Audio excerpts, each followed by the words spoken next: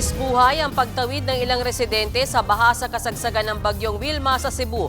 Bumigay rin ang bahagi ng isang kalsada kung saan isang kotse ang nahulog. Yan at iba pa sa frontline report ni John Aroa. Matindi ang ragasan ng baha sa bahaging ito ng Trans Central Highway sa kasagsagan ng pananalasa ng bagyong Wilma sa Balamban, Cebu nitong Sabado.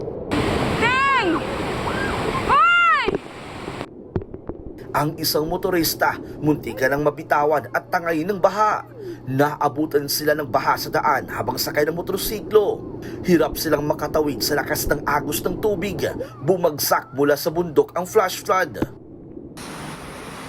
Kinaumagahan sa parehong highway, bumigay ang bahaging ito ng kalsada.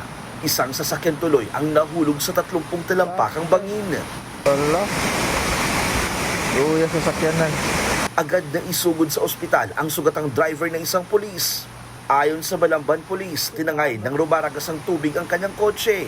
Sa gitna pa rin yan ang pagbayo ng bagyong Wilma. Kita sa drone shot na ito, nakuha kaninang umaga ang gutter level na baha sa Roas Oriental, Mindoro. Nakadadaan pa rin ang ilang light vehicles gaya ng mga tricycle at motorsiklo. Humupa naman ang baha sa ilang bahagi ng lugar. Sa bayan ng Victoria, abot sa binti ang taas ng tubig. Nagpapatuloy ang rescue operation ng MDRRMO Victoria sa mga apektadong residente. Gumamit din ng tali ang mga rescuer para makatawid.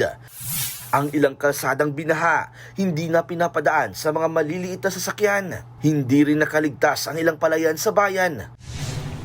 Sa bayan naman ng Mansalay, may mga residenteng stranded din dahil sa baha. Ilang bahay din ang pinasok na ng tubig. Nagbabalita mula sa frontline, John Aroa, News 5.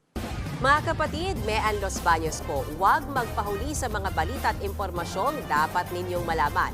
Para sa mas malawak na balitaan at diskusyon, mag-follow at mag-subscribe na sa social media pages ng News 5.